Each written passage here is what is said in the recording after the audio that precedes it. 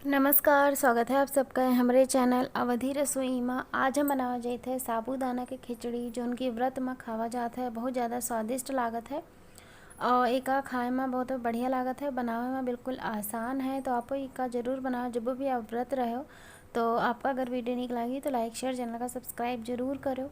एका बना कर दी। सबसे पहले हम एक कटोरी मोटा वाला साबूदाना ले लिया है। आप देख सकते हैं बड़ा वाला जिन साबूदाना होता है एका।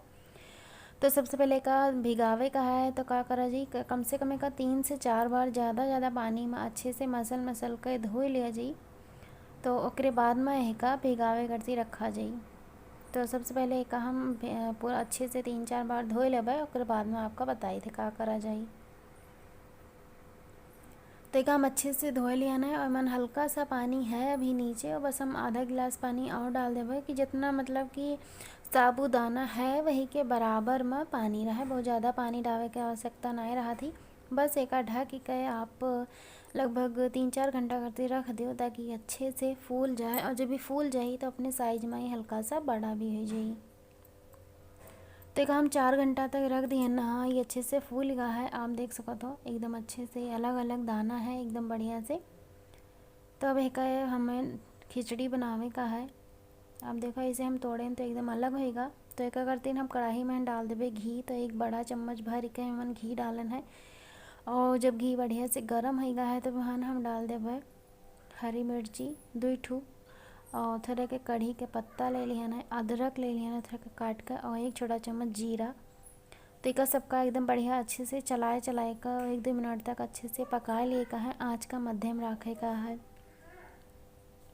तो ये 2 मिनट हो चुके हैं और अच्छे से पक चुका है। तो वहाँ अब हम डाल देवे टमाटर। तो हम एक टमाटर का बिया निकाल कर और एक छोटा छोटा टुकड़ा में काट लिया है, तो एक डाल देवे। तो टमाटर का बस हल्का सा मुलायम करे का है, बहुत ज़्यादा गलवे की ज़रूरत नहीं है।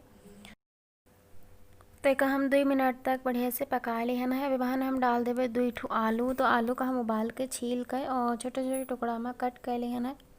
अगर आप आलू उबाल के इस्तेमाल करत हो तो ये खिचड़ी और जल्दी बन जाती। तो इस हम आलू का उबाल लिया है, बस एक 1 मिनट तक अच्छे से भून लियो और बस ये हो चुका है। एक बाद में अब हम डाल देवे साबूदाना जो इनके हमसे भिगाए के लिए अगर रहा। तो ये हम पूरा साबूदाना का डाल दो। अब देखो एकदम अलग अलग दाना है।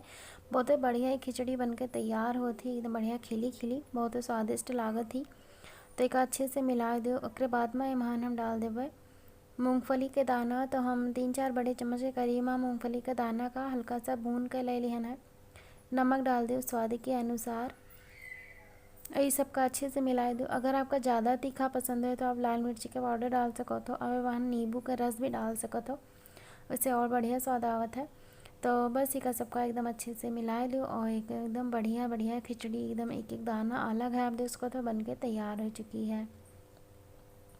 तो बस एक हम एक प्लेट में निकाल देवे, और आप ये देखो कितना बढ़िया से एक एक दाना गिरा था, एकदम भी चिपचिपी नहीं है। जबकि वहाँ टमाटर भी पड़ा है तब भी एकदम भी चिपचिपी नहीं है। तो हमारे खिचड़ी बनके तैयार हो चुकी है। तो आप ये वाली खिचड़ी अपने व्रत में ज़रूर बनाओ। अगर आपका ये वीडियो पसंद आवा है तो लाइक शेयर चैनल का सब्सक्राइब जरूर करो। बहुत बहुत धन्यवाद, शुक्रिया।